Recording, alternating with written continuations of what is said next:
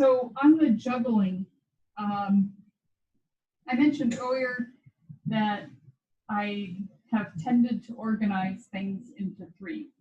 And that power of three, I've applied multiple times over. I read an article one time in Nature that infants as young as 3 months old can do statistics and figure out the probability. And they're most effective if there are three options there, and they can pick the one that gets them what they want, either food or attention or whatever else. So I've concluded maybe my brain has not evolved past that of a 3-month-old, but I do things in threes.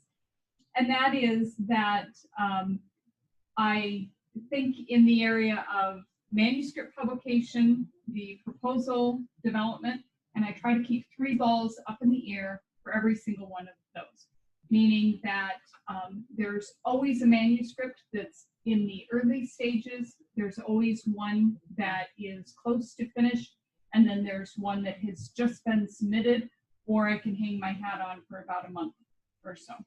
And then after that, it's this realization, wow, you need to get back up and get those manuscripts up out of the door and kind of lean on students again.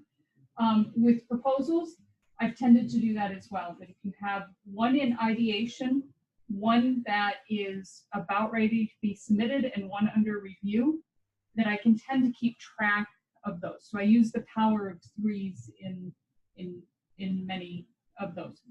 I will be honest, when it comes to juggling, especially when it comes to proposals, that's been the hardest one, because it tends to happen late at night and on weekends, and you're giving up time from family to be able to juggle those.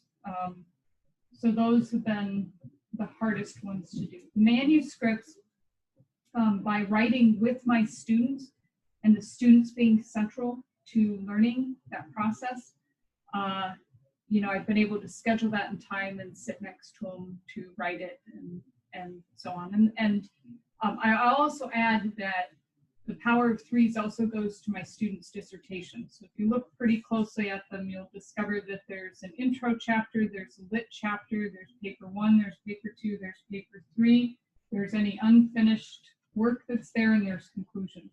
And so the dissertations follow a bit of a formula that's associated with that. So power of threes. Well, that's really good.